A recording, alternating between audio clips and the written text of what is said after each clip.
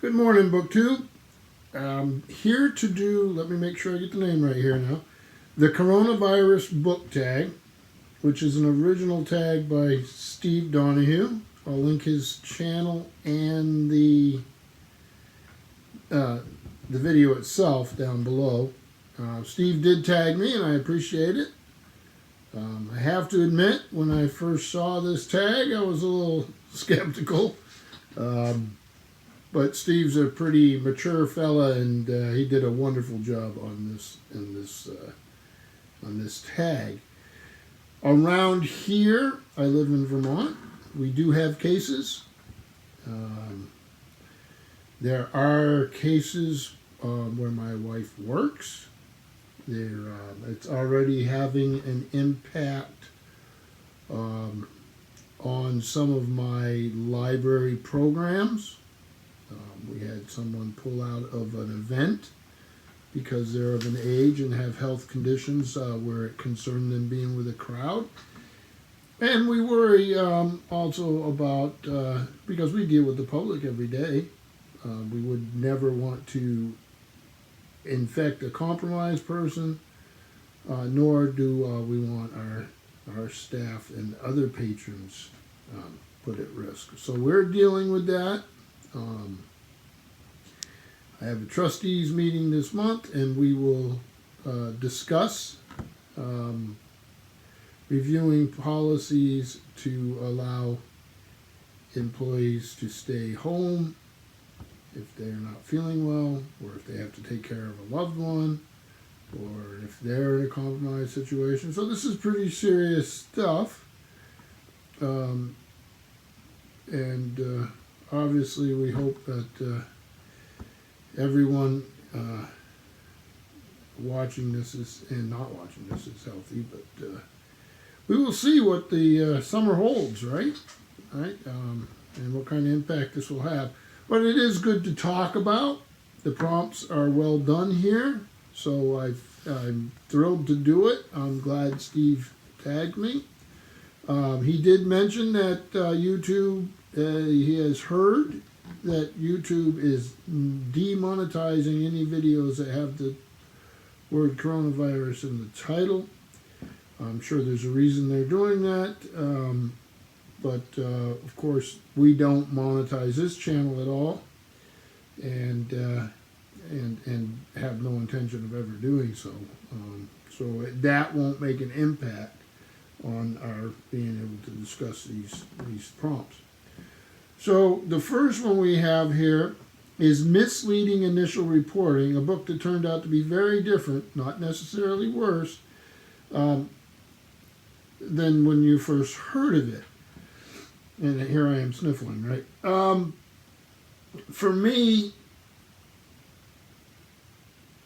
well, number one, the prompt's excellent because, of course, that's exactly what we saw a little. I don't know if misleading, it's just there wasn't a lot of information out at first with this virus coming out of China, and it was coming out in dribs and drabs. And I'm sure there's been misleading stuff out there.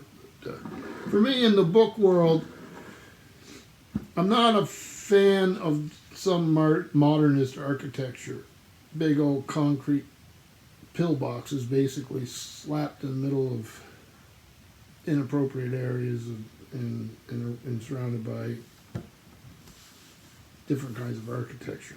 And I lived in a town for a while and did studies of the buildings where whole sections of historic, what we would now consider historic and valuable buildings, were absolutely wiped out in the name of progress and urban renewal. A lot of those places are just empty parking lots or vacant fields now, so the new buildings were never built, and so a lot of heritage was destroyed, including in one case a very famous and beautiful railroad station. So unfortunate. So I'm not a huge fan, and this is a biography of Lot Kubo CA.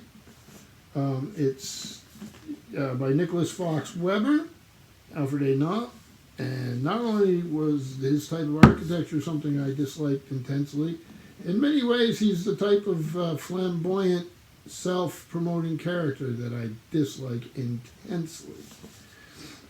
And he did interact with, and he had his own kind of brilliance, I'll be the first to admit. He did interact with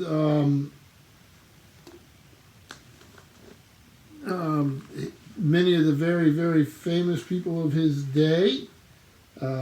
He seemed to be intensely interested in himself and architecture. And maybe there's fans out there of his stuff that would disagree with me. However, this biography is brilliant. I really liked it. I learned a lot. Didn't change my ideas about the character. It did change my ideas about the character. A lot of my assessments I still stick to, but I learned enough that I have a greater appreciation for the time period and the goals. And even though I'm not a huge fan of the whole modernist building movement in that case, such it was. It was an excellent, excellent book. Number 2, Harsh Containment Measures. A book of one type that's impossible to hand to a reader of other types.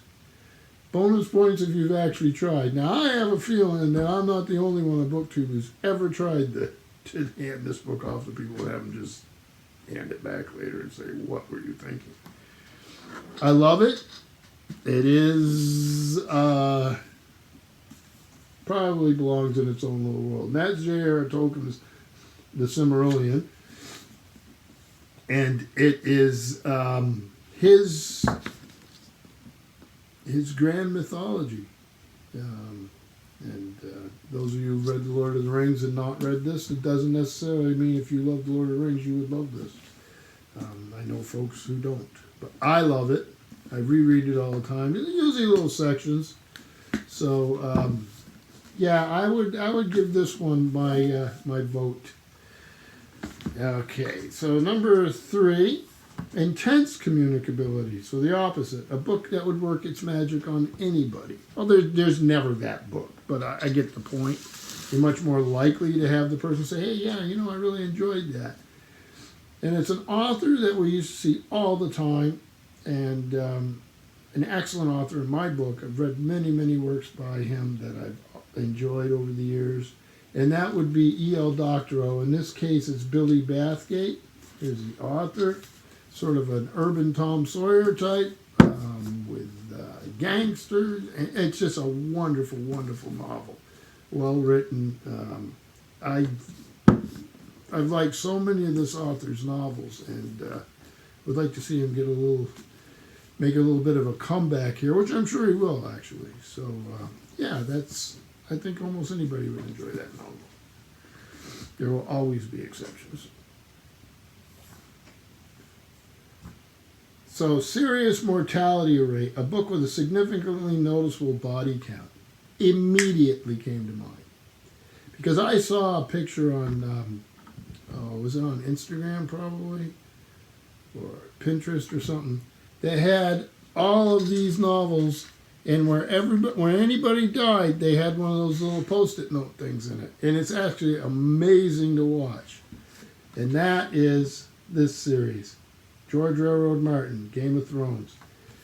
And I'll try to find a way to get a hold of that image and put it up on the screen behind me, and it's amazing. If you're a character in here, Martin's trying to kill you. So, yeah, that's really something. So, number 5, Quarantine Prep. 5 books or a series you want with you under house confinement. So I got them written down here on an envelope.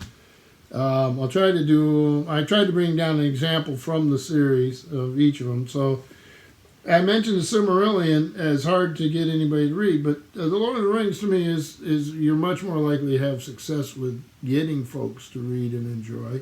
This is just an old paperback set I have. It's actually one book that's divided into 3 parts. Most folks have heard that before. In this case, I think the publisher was right to do so.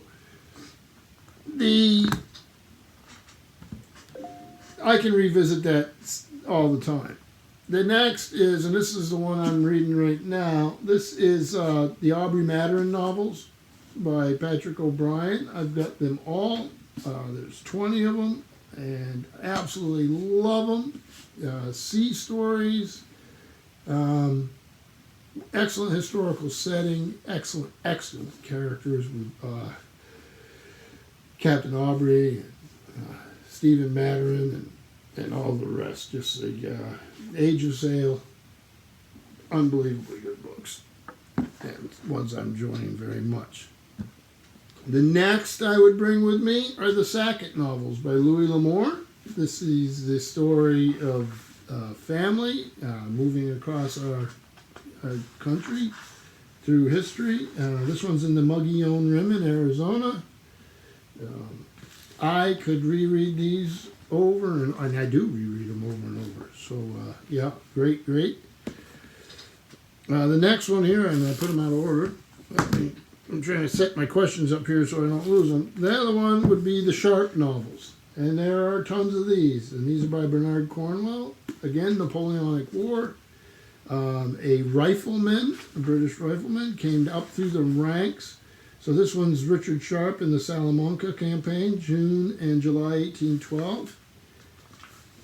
There was a TV series starring Sean Bean.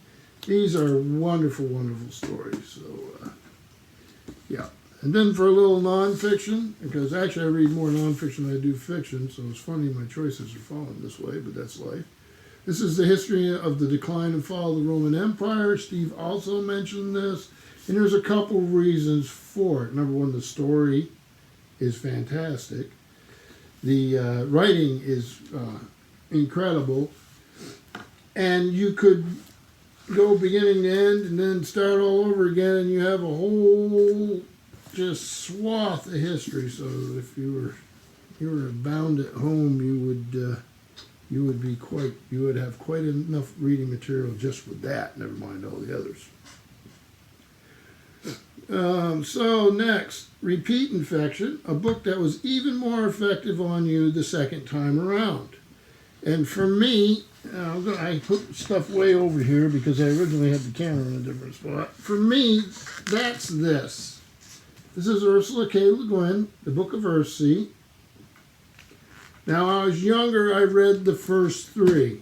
And look at these end papers. This is just a beautiful volume, by the way, if you get a chance to pick it up.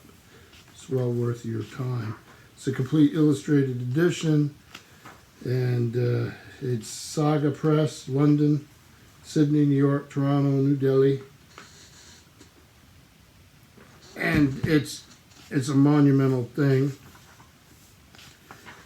Earthsea had its beginning in 1964, and so I read it probably in the 1970s, so really early in the 70s. So it wasn't that old then. So you have Wizard of Earthsea, The Tombs of Atuan, and The Farthest Shore I read.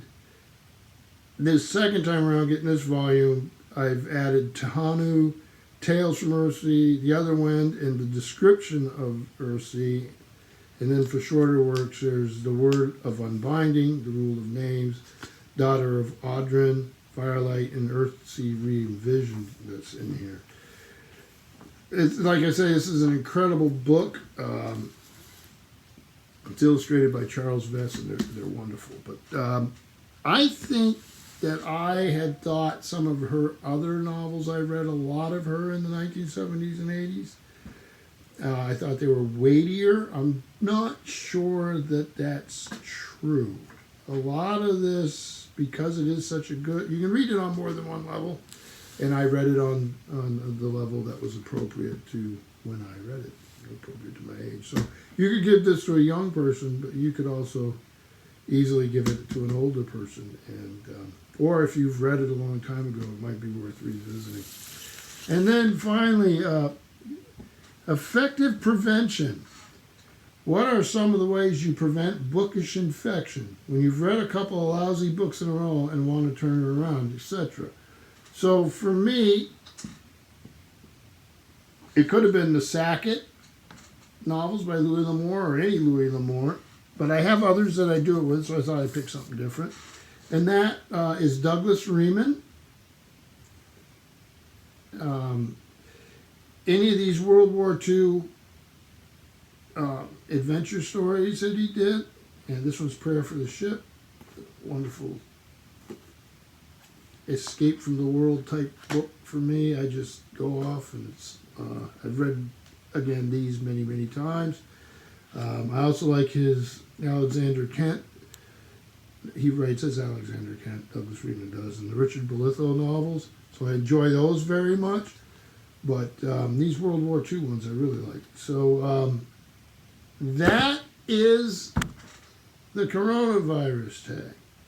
And I thought it was very well done. Excellent prompts. Thank you very much, Steve. This is their morning here. I've got to bring my daughter to go get braces put on. So we probably won't get this posted until this evening. It has not gone on too long, I don't think, for 16 minutes, but that's just me talking about me talking. So hopefully you all are healthy and safe, and thank you, BookTube.